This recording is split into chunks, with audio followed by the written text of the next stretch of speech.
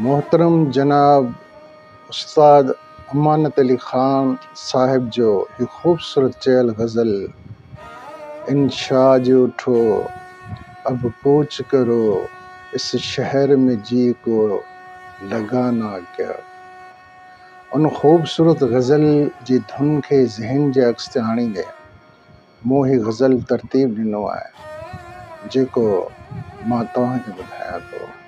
YouTube ते जेके बि मूं पंहिंजा कलाम ऐं गज़ल तरतीब ॾी रिकॉर्ड कया आहिनि उन ख़ूबसूरत कलामनि गज़लनि में ही हिकु बहितरीन गज़ल आहे। ॿुधायां थो मां पंहिंजो इहो ख़ूबसूरत गज़ल।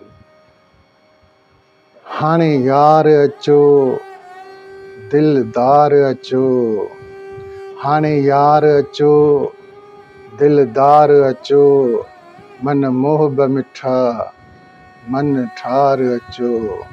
हाणे यार अचो दिलदार अचो।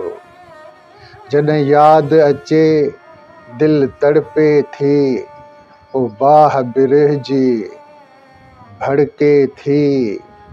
हो गुज़रन रातियूं रूंदे मुंहिंजूं पल पल तुंहिंजी सार अचो। हाणे यार अचो दिलदार अचो, हाणे यार अचो दिलदार अचो।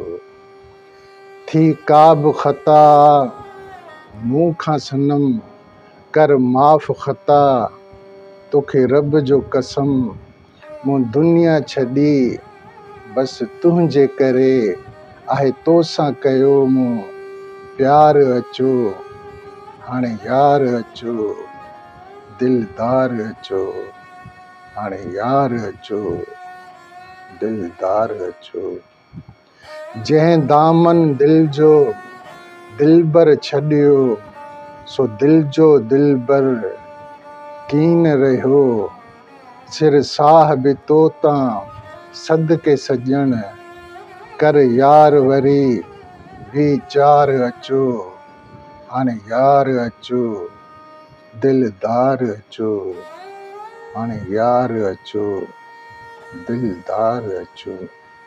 थी साग़िर घुरिजे तुंहिंजी वफ़ा थी कीन ख़फ़ा थी कीन जुदा मूं तोसां कयो आहे वचन पहिरीं कयो कौल सॼण इक़रार अचो।